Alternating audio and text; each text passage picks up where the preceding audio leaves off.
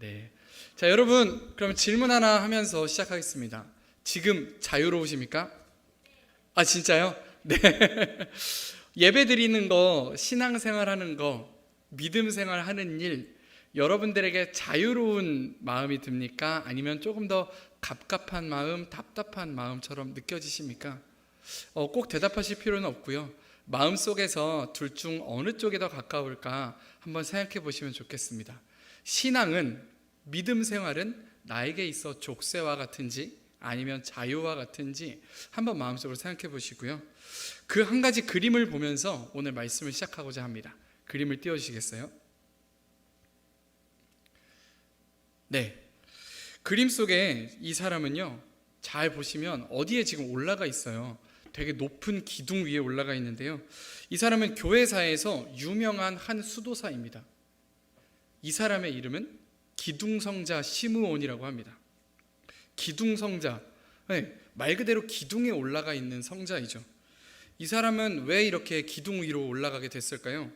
그림 속의 성자 시므온은요, 어느 날 예수님을 만나고 나서 그동안 자기가 가져왔던 인간적인 욕심, 인간적인 욕망들이 예배에 있어, 신앙생활에 있어 방해가 된다고 생각을 합니다.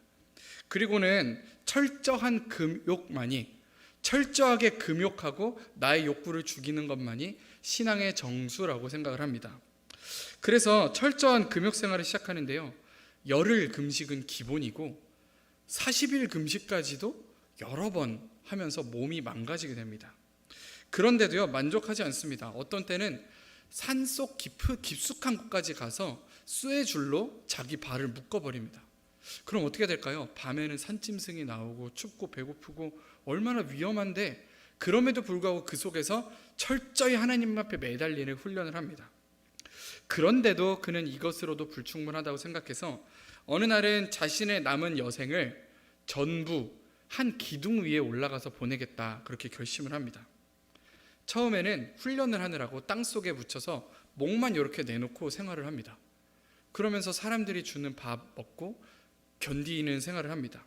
시간이 지나면서 조금씩 기둥의 높이를 높여가면서 나중에는요, 20m나 되는 그 높은 기둥에서 무려 35년간을 생활했다라고 합니다. 여러분, 기둥 위에서 생활이 될까요? 아마 앉을 수도 없을 거예요. 앉기도 힘들고 누울 수도 없고, 잠은 어떻게 자며 대소변은 또 어떻게 하고요, 밥 먹는 건 또 어떻게 하겠습니까? 쉽지 않은 일이지요. 그럼에도 불구하고 저 그림 속에 있는 기둥성자 시므온은 자신이 인간이기 때문에 가지고 있는 여러 욕심과 욕구들을 철저히 죽이고 저 위에서 기도하는 것만이 하나님 앞에 서는 길이라고 생각했습니다. 이 사람의 엄청난 초인적인 고행을 보고 수많은 기독교인 수도사들도 그를 따라했습니다. 그러면서 한때 교회의 역사에는요, 이런 고행과 수행만이 하나님 앞에 나아가는 길이라는 그런 전체적인 분위기가 있었던 적이 있습니다. 네, 여러분은 어떻게 생각하세요? 저렇게 금욕하고 고행하는 것, 우리의 욕구를 최대한 잠재우는 것, 이것이 기독교인이라고 생각하십니까? 사실 기둥 위에 올라가서 지금 생활하라고 하면 아무도 하지는 않겠습니다. 그렇지만 저 이해와 기본적인 비슷한 이해가 우리에게도 있지요. 아무래도 세상에서 누릴 거 다 누리고 다른 이들처럼 하고 싶은 거 다 하고 그렇게 사는 게 아니라, 경건하다고 하는 것은 내 마음을 조금 더 누르고 하고 싶은 거 참고 조금 더 금욕하면서 사는 것, 그게 신앙이라고 혹시 생각하지는 않으십니까? 오늘 말씀은요, 기독교인이 받는 여러 오해들 중에 하나, 기독교에 대한 큰 오해 중에 하나, 기독교는 금욕적이다 라고 하는 오해를 말하면서 말씀을 시작하고자 합니다. 구약 성경에는요, 613가지의 율법이 있는데 그 중에 긍정적인 명령, 그러니까 이거 해 라고 하는 명령은 248가지입니다. 그리고 이거 하지 마, 저거 하지 마, 그거 하면 안 돼 라고 하는 이야기가 365가지가 있습니다. 이 이야기만 듣고 보아도, 기독교는 뭘 다 못하게 하네? 왜 다 하지 말라고 하지? 라고 생각하기가 쉽습니다. 저도 예전에 대학생 때 저를 잘 알고 있던 친구가 제가 교회 다니는 얘기를 듣고서는 이렇게 말했습니다. 도대체 그렇게 하지 말라는 게 많은데, 술도 못 마셔, 담배도 못 펴, 친구들이랑 노는 것도 조심해야 돼, 주일에도 지켜야 돼, 나가 놀면 안 돼, 이렇게 하지 말라는 게 많은 종교를 믿으면서 도대체 무슨 재미로 사냐, 깝깝하지 않느냐? 라고 말한 적이 있었습니다. 그런데 여러분, 이것은 오늘날 우리가 기독교에 대해서 정말 잘못 알고 있는 것 중 하나입니다. 결코 믿음을 가지고 사는 삶은 금욕적인 삶이 아닙니다. 우리 한 가지 그것의 근거가 되는 말씀을 찾아서 읽고 싶은데요, 마태복음 9장 14절입니다. 마태복음 9장 14절, 제가 읽겠습니다. 그때 요한의 제자들이 예수께 나와 이르되 우리와 바리새인들은 금식하는데 어찌하여 당신의 제자들은 금식하지 아니하나이까? 아멘. 여러분, 신약 성경의 인물 중에 세례 요한을 아세요? 세례 요한 들어보셨죠? 이 사람은 신약 성경에 등장할 때부터 어떻게 등장하냐면 낙타 털로 만든 옷을 입고 메뚜기를 먹고 꿀을 먹고 광야에서 생활하는 사람입니다. 그러니까 아까 보았던 그 기둥성자 시므온처럼 고행을 하는 사람입니다. 편한 집에서 사는 것 아니고 맛있는 음식을 먹는 사람이 아닙니다. 이런 세례 요한을 보고 그를 따르던 다른 제자들도 있었습니다. 세례 요한은 제자들에게 이렇게 가르쳤습니다. 만약에 옷이 2벌 있으면, 옷이 2벌 있어? 그럼 한 벌은 남을 주어라. 네가 먹을 것이 있느냐? 너 먹지 말고 다른 사람을 주어라. 그들은 일주일에 2번씩 금식하면서 자기 자신을 다스려 갔습니다. 그렇게 금식하고 나눠주고 고행을 하면서 경건 생활을 이어간 것이 세례 요한과 그의 제자들입니다. 그런데 어느 날 세례 요한의 제자들이 예수님한테 찾아옵니다. 그리고 예수님한테 이렇게 말합니다. 아까 방금 읽은 것처럼, 예수님, 바리새인과 우리들은 금식하는데 당신의 제자들은 왜 금식하지 않습니까? 왜 경건하게 생활하지 않습니까? 이렇게 말합니다. 그러자 예수님이 대답하시는데요, 우리 그 대답도 한번 같은 목소리로 이제는 읽어볼까요? 마태복음 9장 15절의 말씀인데요, 한 목소리로 읽어보겠습니다. 시작. 예수께서 그들에게 이르시되 혼인집 손님들이 신랑과 함께 있을 동안에 슬퍼할 수 있느냐? 그러나 신랑을 빼앗길 날이 이르리니 그때에는 금식할 것이니라. 아멘. 예수님은 세례 요한의 제자들에게 말합니다. 혼인집 신랑이 있는데 결혼식장에 가서 울면서 금식할 수 있느냐? 지금은 너네가 금식할 때가 아니다. 금식할 때는 나중에 올 것이다. 지금은 금식할 때가 아니다 라고 이야기하는 것입니다. 예수님의 이 말씀을 풀어보면 지금 너희가 고행을 하고 금식하는 것이 믿음인 줄 알고 있나 본데 지금은 그럴 때가 아니다. 하나님의 아들인 내가 이 땅에 내려와서 죄와 사망의 권세와 싸워서 승리할 것인데 더 이상 슬퍼할 상황이 아니다. 오히려 기뻐해야 하는 상황이다. 너희는 이것을 금식할 것이 아니라 누리며 즐거워하고 기뻐해야 하는 상황이라. 이렇게 예수님은 말씀하고 계신 것입니다. 오히려 슬퍼하며 애곡하며 금식할 때가 아니라 지금 이때는 어떻게 해야 할 때입니까? 기뻐하며 승리의 노래를 불러야 할 때이다 라고 하는 것입니다. 혼인집 신랑이 바로 예수님입니다. 예수님이 우리 가운데 계시면, 우리 가운데 있으셔서 승리하시면 우리는 더 이상 슬퍼할 필요가 없습니다. 더 이상 우리는 율법이 말하고 있는 365가지의 부정명령, 하지 마라, 하지 마라, 하지 마라는 율법에 강박적으로 매달릴 이유가 없다는 것입니다. 이미 승리하신 예수님이 우리와 함께 계시기 때문입니다. 그래서 오늘 저희가 읽은 전도서 11장 9절에서 솔로몬은 젊은 세대의 청년들에게 이 말을 하고자 합니다. 우리 11장 9절을 함께 읽어볼까요? 자, 시작. 청년이여 내 어린 때를 즐거워하며 내 청년의 날들을 마음에 기뻐하며 마음에 원하는 길들과 내 눈이 보는 대로 행하라. 아멘. 여기까지 읽겠습니다. 즐거워해라, 기뻐해라. 청년들아, 내 어린 때를 즐거워하고 내 청년의 날들을 마음에 기뻐하면서 마음에 원하는 길들과 내 눈이 보는 대로 행해도 괜찮다. 솔로몬은 그렇게 이야기하고 있습니다. 1643년에요. 교회의 대표자들이 웨스트민스터라는 지역에 모입니다. 그리고 모여서 우리가 믿는 예수는 대체 어떤 사람인가? 우리가 믿는 기독교 신앙은 대체 무엇인가에 대해서 정리를 합니다. 그것을 웨스트민스터 소요리라고 하는데요. 그 웨스트민스터 소요리 1조 1항에는 이런 말이 적혀 있습니다. 예전에도 제가 설교 때 한번 했었던 것 같은데요. 제가 질문할 테니 여러분들이 한번 대답해 주시기 바랍니다.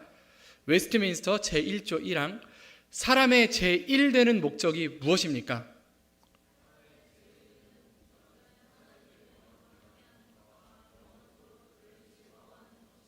아멘, 맞습니다.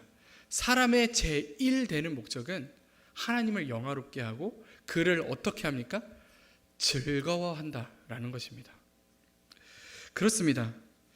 우리가 신앙의 본질은 즐거움에 있다는 것을 기억하시면 좋겠습니다. 하나님이 사람을 만드신 목적은 우리로 하여금 고행하기 위해서가 아닙니다.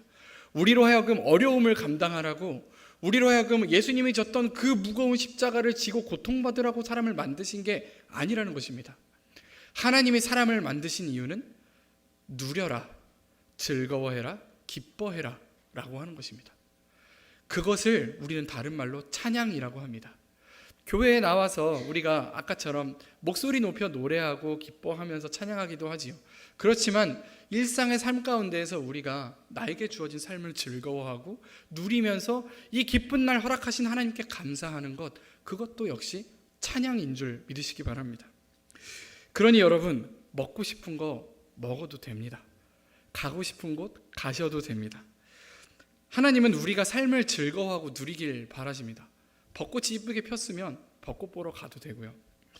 정말 재밌는 축제가 있으면 가봐도 되고, 다시 한번 말하면요, 무엇을 말하는 것이냐면 기독교는 금욕의 종교가 아니라 자유의 종교, 기쁨의 종교라고 하는 것입니다. 그런데 이렇게 말하면요, 여러분, 정말 그래도 돼요? 라고 말하면서 이렇게 얘기하는 분들이 있어요. 그래요? 진짜 하고 싶은 거 다 해도 돼요? 그러면은 저 담배도 피고 술도 마시고 마약까지는 좀 그렇죠. 네. 다 해도 됩니까? 이렇게 얘기하는 분들도 있을 거예요. 당연히 아닙니다. 솔로몬은 오늘 말씀에서 무엇이라고 얘기하고 있는지 다시 한번 볼게요. 9절 후반부를 우리가 같이 읽었으면 좋겠는데요. 오늘 본문 9절에 그러나부터 함께 읽겠습니다. 시작. 그러나 하나님이 이 모든 일로 말미암아 너를 심판하실 줄 알라. 아멘. 에이 뭐야, 그러면은 놀라더니 심판할 줄 알라는 뭐 하지 말라는 거네, 이렇게 보이실 수도 있어요. 하지만 그 얘기가 아닙니다.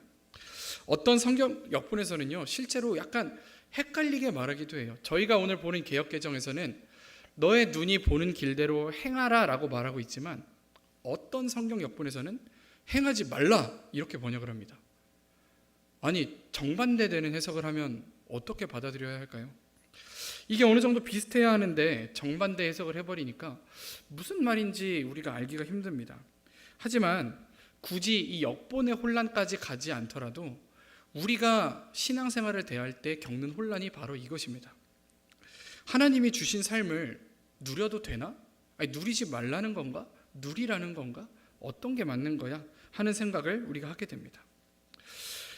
오늘 이 말씀에서 우리가 해답을 얻기 위해서는 심판이라는 말에 대해서 다시 한번 생각해 보아야 합니다. 심판이라고 하면 어떤 느낌이 드세요? 무섭지 않으세요?